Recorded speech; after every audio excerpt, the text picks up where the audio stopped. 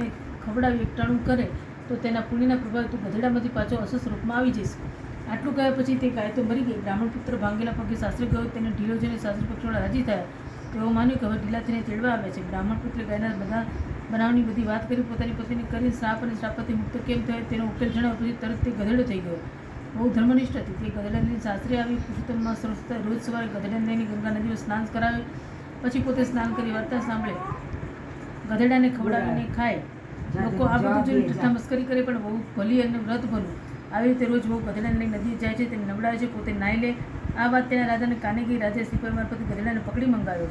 બહુ તો રડતી રડતી રાજા પાસે તેના મહેલે ગઈ. રાજા ઝરૂખામાં ઊભા હતા. બહાર ગધેડો બાંધેલો હતો. બહુ તો ગધેડા પાસે ગઈને શરીર ઉપર હાથ ફેરવા લાગે. પછી રાજાનું ઉદ્દેશ્ય કહ્યું, મહારાજ, મારા ગધેડો મને પાછો આપો.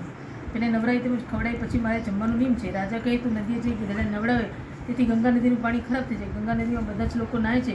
આ પુરુષોત્તમ માસ છે, એટલે નાનાની સંખ્યા અધિક છે. તેમાં તો ગધેડાને નવરાવે તો યોગ્ય નથી.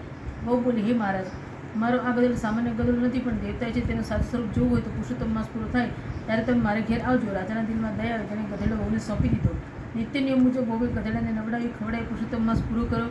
હવે તે ગાય માતાના શાપથી મુક્ત થવાની તૈયારીમાં તો વહુએ ગંગાજળ લોટો ભરી લાવી ગધેડા પાસે ઉભા રહી પ્રાર્થના કરવા લાગી, હે પુરુષોત્તમ ભગવાન, જો મેં આંખો મેં પૂરેપૂરી શ્રદ્ધાથી તમારું વ્રત કર્યું હોય તો ગાય માતાના શ્રાપમાંથી મારા પતિને મુક્ત કરી અસર સ્વરૂપમાં પાછો આપો. આટલું કહી તે 3 વાર જળ તેના ઉપર છાંટ્યું, જેથી તેનો પતિ અસર સ્વરૂપમાં આવી ગયો. બીજા દિવસે રાજા રાણી વહુને ઘેર આવ્યા. તેમણે આજુબાજુ નજર કરી તો વહુ કુંવર સાથે વાત કરી હતી. તે જોયું વહુની નજર રાજા રાણી ઉપર પડતા તરત ઊભી થઈ રાજા રાણી પાસે જઈ નમન કરવા લાગી. પછી પોતાના પતિને પણ રાજા રાણીને નમન કરવા કહ્યું. છેવટે વહુ બધી વાત કરી.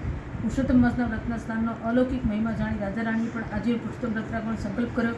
ગામના લોકોને પણ આ પ્રસંગ પછી પુરુષોત્તમ માસના વ્રત અંગે વધુ આસ્થા અને શ્રદ્ધા બેઠી. ગંગા સમ જળ નહીં, જે પાપ બધા ના ધોય, પતિતને પાવન કરે, જે સ્નાન કરતા હોય.